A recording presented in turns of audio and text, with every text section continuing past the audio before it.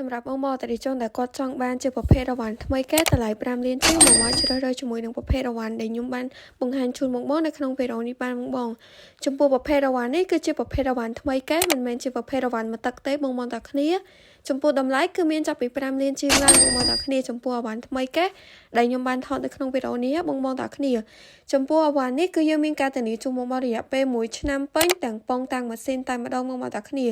ចំពោះប្រភេទម៉ាស៊ីនគឺយើងមានច្រើនប្រភេទសម្រាប់បងជ្រើសរើសចឹងបង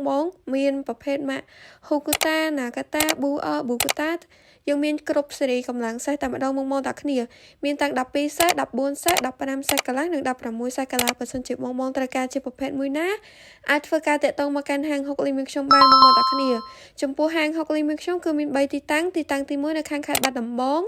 នៅជិតនឹងរង្វង់មួយនៃរំសាយសក់បងតាគ្នានិងទីតាំងទី2នៅខាងស្រុកមូរិស័យតមករងម៉ាស៊ីនតុងភាពនិងទីតាំងទី3នៅខាងខេត្ត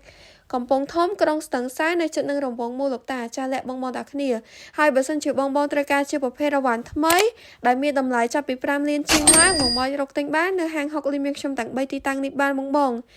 ងចង់អញ្ជើញមកដល់ទីតាំងហាងបើយើងផ្ទាល់ក៏បានឬមួយក៏បងចង់ទិញតាមរយៈអនឡាញក៏បានដែរខាងយើងអាចផ្ញើជូនបងបាន25ខេត្តក្រុងតែម្ដងបងតាគ្នាសម្រាប់ព័ត៌មានលម្អិតបងតាក់ទងតាមរយៈលេខទូរស័ព្ទឬមួយក៏ Facebook Page ដែលខ្ញុំបានដាក់នៅខាងលើវីដេអូនេះក៏បានដែរបងតាគ្នា